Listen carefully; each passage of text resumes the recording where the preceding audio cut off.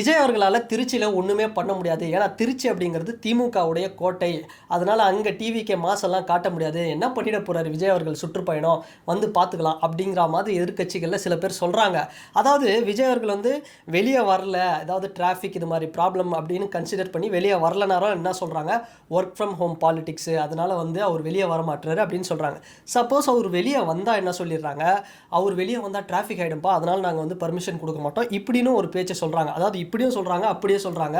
ஆனால் இந்த வாட்டி பார்த்தோம் அப்படின்னா செப்டம்பர் 13 ஒரு மிகப்பெரிய சுற்றுப்பயணத்தை வந்து டிவிக்கு மாநிலம் முழுவதும் வந்து ஸ்டார்ட் பண்ண போகிறாங்க. அது யார் தடுத்தாலும் சரி. இப்போ சில பேர் எதிர்கட்சிலாம் பேசிகிட்டு இருக்காங்களா, அவங்களுக்கு நம்ம டிவிக்கு விர்ச்சுவல் வாரியர்ஸ் வந்து ஒரு சிறப்பான ஒரு ரிப்ளை ஒன்று கொடுத்துருந்தாங்க. இந்த சர்க்கார் படத்தில் வந்து சொல்லுவார் ராதாரவி அவர்கள், என்னென்னா தம்பி அது மோசமான ஏரியா, அந்த பக்கம்லாம் போயிடாதீங்க அப்படின்னு சொல்லுவார். உடனே தளபதி எழுந்து நின்று முதல்ல நான் போக போகிறதே அங்கே தான் அப்படிங்கிற மாதிரி சொல்லிட்டு மாதம் எழுந்து போவார். அது இப்போ சோஷியல் மீடியாவில் பயங்கரமாக வந்து சர்க்குலேட் ஆகிட்டுருக்கு.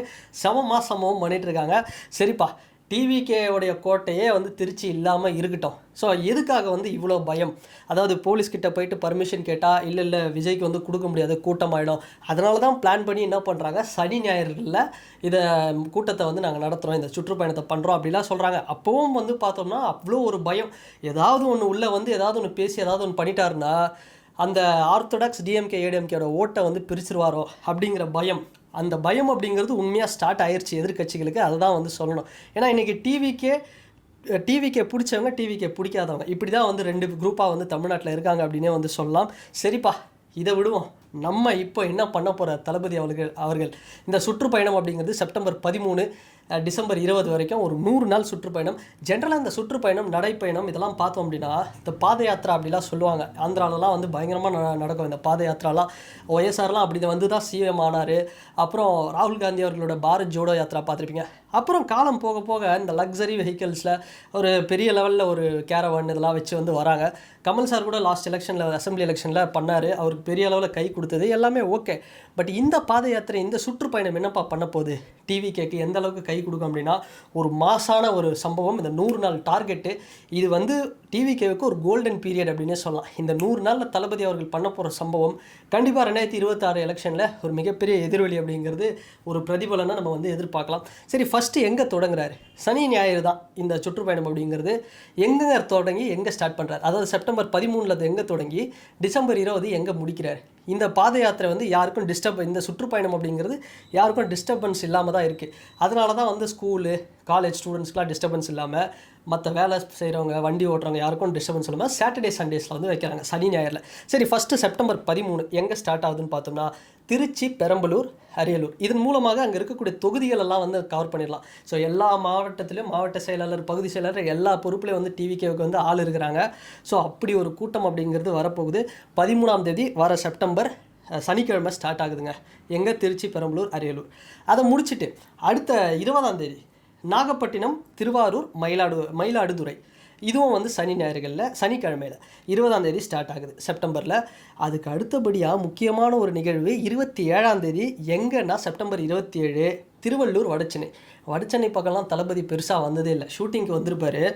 ஆனால் அவர் வந்தார்னு வச்சுக்கிங்களேன், வடசென்னை வெற்றிமாறன் சாரோட வடசென்னை பார்த்துருப்போம். பட் டிவிகேவோட வடசென்னை மாசு என்ன அப்படிங்கிறத அப்போ தான் பார்க்க போகிறாங்க.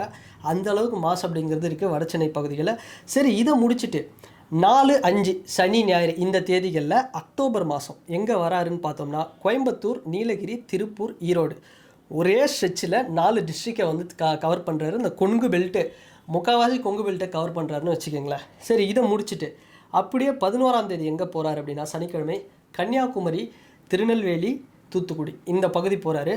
ரொம்ப ஒரு சென்சிட்டிவான ஒரு இடம் இது. இங்கே வந்து பார்த்தோம்னா தளபதி விஜய் அவர்களுக்கு ஒரு பெரிய ஒரு மாசான ஒரு ஓட் பேங்க் இருக்குது அப்படின்னே சொல்லலாம். அவர் சினிமாலேயும் சரி, அரசியலும் சரி, ஒரு பெரிய அளவில் ஒரு ஓட் பேங்க் அப்படிங்கிறது இருக்குது இந்த இடத்துல. ஸோ இதை முடிச்சுட்டு அப்படியே அக்டோபர் 18 இதுவும் பார்த்தோம்னா சனிக்கிழமை, ஒன்லி சாட்டர்டே, காஞ்சிபுரம், வேலூர், ராணிப்பேட்டை இந்த பகுதி. இது பார்த்தோம்னா ஒரு பெல்ட்டு. ஓகேவா?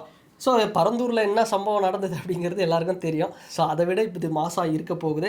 ஸோ இதை அப்படியே முடிச்சுட்டு என்ன பண்ணுறாருன்னா தென் சென்னை, செங்கல்பட்டு எப்போது 25 அக்டோபர் அப்போ வந்து வராரு. தென் சென்னை, செங்கல்பட்டு. இதை முடிச்சுட்டு கிருஷ்ணகிரி, தருமபுரி, திருப்பத்தூர் எப்போது நவம்பர் 1 சனிக்கிழமையில் கிருஷ்ணகிரி, தருமபுரி, திருப்பத்தூர் அது ஒரு பெல்ட்டு. ஸோ அது வந்து தனி அந்த கர்நாடகா பார்டர் கிட்ட வரும். அங்கேயும் ஒரு பெரிய லெவலில் ஒரு மாசான ஒரு சப்போர்ட்டர்ஸ் விஜய் சாருக்கு வந்து இருக்காங்க. ஸோ அடுத்தபடியாக வந்து 8ஆம் தேதி எப்போது நவம்பர் 8 திருவண்ணாமலை, கள்ளக்குறிச்சி, விழுப்புரம் இது ஒரு சரௌண்டிங் ஒரு பெல்ட்டு. அதாவது இது வந்து ஒரு சென்ட்ரல் பார்ட் ஆஃப் தமிழ்நாடு அப்படின்னே சொல்லலாம். ஒரு மிட் பாயிண்டில் இருக்கும். ஸோ இங்கேயும் வந்து பார்த்தோம்னா ஒரு மிகப்பெரிய ஒரு செல்வாக்கு அப்படிங்கிறது இருக்குது. ஸோ இதை முடிச்சுட்டுங்க 15ஆம் தேதி சனிக்கிழமை நவம்பர் 15 தென்காசி, விருதுநகர் ஒரு முக்கியமான இடம். ஸோ தென்காசிலலாம் கூட வந்து எப்படி சொல்கிறது, ஒரு மிக்சடு. இப்போ மதுரையில் என்ன மாதம் நடந்தால் அதே தான் வந்து அங்கேயே இருக்க போகுது. ஸோ அது மாதிரி ஒரு பெரிய ஒரு கூட்டம் அவருக்கு இருக்குது. ஸோ இந்த பகுதி மட்டும் பார்த்தோம்னா ஒரே இடத்த கான்சன்ட்ரேட் பண்ணுறாரு. எங்கன்னா கடலூரில் 22ஆம் தேதி சனிக்கிழமை. அதனால தான் இந்த ஜனநாயகன் ஷூட்டிங்லாம் வேக வேகமாக முடிச்சார் போல். சரி முடிச்சுட்டு ஃப்ரீயாக அவனை இறங்குவோண்டா அப்படின்னு 22 அதாவது நவம்பர் 22 கடலூரில் ஃபுல்லாக கடலூர் மட்டுமே அன்றைக்கி வந்து கான்சன்ட்ரேட் பண்ணுறாரு.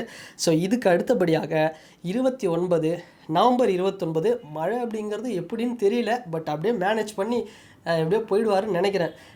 29 நவம்பர் சிவகங்கை, ராமநாதபுரம் ஒரு ட்ரையான ரீஜியனாக இருந்தாலும் அங்கே வந்து ஒரு மாசான ஒரு ஃபேன் பேஸ் இவருக்கு வந்து இருக்குது, ஃபாலோவர்ஸும் இருக்காங்க. ஸோ அடுத்தபடியாக டிசம்பர் 6ஆம் தேதி ஒரு முக்கியமான நாள், அம்பேத்கர் அவர்களுடைய நினைவு தினம். தஞ்சாவூர், புதுக்கோட்டை அந்த பகுதிகளில் போகிறாரு. அதை முடிச்சுட்டு 13ஆம் தேதி டிசம்பர் சேலம், நாமக்கல், கரூர். ஸோ கொங்கு பெல்ட்டில் மிஸ் ஆன இடங்கள் இது. ஸோ அங்கேயும் வந்து போகிறாரு. அதை முடிச்சுட்டு ஃபைனலாக 20ஆம் தேதி 12 அதாவது டிசம்பர் 20 ஃபைனலாக முடிக்கிறாரு. எங்கே? திண்டுக்கல், தேனி, மதுரை.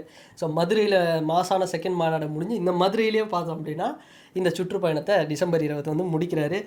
இது வந்து எந்த அளவில் கை கொடுக்கும் அப்படின்னா ஒரு மிகப்பெரிய அளவில் கை கொடுக்குங்க. பாருங்களேன், சோஷியல் மீடியா எதிர்க்கட்சி ஆளுங்க எல்லாருக்குமே பார்த்தோம்னா கண்டென்ட் இதுதான். அடுத்த நெக்ஸ்ட்டு 100 டேஸை இவர் தாங்க கம்ப்ளீட்டாக ஆக்குபைட் பண்ண போகிறாரு. நீங்கள் வேணால் பாருங்கள், தமிழ் மேகசின்ஸாக இருக்கட்டும், நியூஸ் பேப்பர்ஸாக இருக்கட்டும், மீடியாவாக இருக்கட்டும், டெய்லி டிபேட் ஷோவாக இருக்கட்டும், யாரெல்லாம் வந்து அட்டாக் பண்ண போகிறாரு. ஏன்னா போகிற இடத்துலலாம் வந்து பார்த்தோம்னா அங்கே இருக்கக்கூடிய எம்எல்ஏ, அங்கே இருக்கக்கூடிய எம்பி எல்லாரையும் நொங்க எடுத்துடுவார் அப்படிங்கிறது தெரிய போகுது. ஸோ அங்கே நடக்கக்கூடிய பிரச்சனைகள் எல்லாத்தையும் நிறைய லிஸ்ட் அவுட் பண்ணியிருப்பாங்க. பவன் கல்யாண் இந்த மாதிரி ஒரு விஷயத்தை தான் பண்ணார். எங்கே? நம்ம ஆந்திராவில் அப்படியே மொத்தத்தையும் அப்படியே மேப் போட்டு எடுத்து அப்படியே மொத்தத்தையும் ஒப்பிச்சிட்டாரு. இந்த கேம்பெயினில் பார்த்தோம் அப்படின்னா இந்த மாதிரி சுற்றுப்பயணம் பண்ணும்போது ஜெகன்மோகன் ரெட்டி அவர்களை வந்து விளாசி தள்ளிட்டார். அதன் மூலிமா அவருக்கு டெப்டி சிஎம் கூட கிடச்சிது. ஆனால் அவர் கூட்டணியில் இருந்தார். பட் இவர் இப்படி ஒரு விளாசலை போட்டார்னா இவருக்கு டெப்டி சிஎம்லாம் இல்லை, ஸ்ட்ரைட்டாக வந்து சிஎம் தான். ஏன்னா இவர் தான் வந்து முக்கிய தலைவராக இருக்கிறார். இவருக்கு அடுத்தபடியாக தான் எந்த கூட்டணியாக இருந்தாலும் யாராக இருந்தாலும் வரணும். ஸோ அந்தளவுக்கு வந்து மாசாக போயிட்டுருக்கு. சரி பார்க்கலாங்க, சொல்கிறாங்கல்ல ஃபைனலாக ஒரு வாட்டி பார்த்துருவோம். திருச்சியில் ஒன்றும் பண்ண முடியாது, உங்களை இங்கே ஒன்றும் பண்ண முடியாது, அங்கே ஒன்றும் பண்ண முடியாது, 40 வருஷமாக நாங்கள் இருந்த கட்சி, 50 வருஷமாக இருந்த கட்சி, நாங்கள் எவ்வளோ பேரை பார்த்துட்டோம் அப்படின்னு. அவ்வளோ அதாவது ஏன் பயப்படுறீங்க? அதுதான் நான் கேட்குறேன். உங்களுக்கு பயம்னா ஃப்ரீயாக விடுங்க.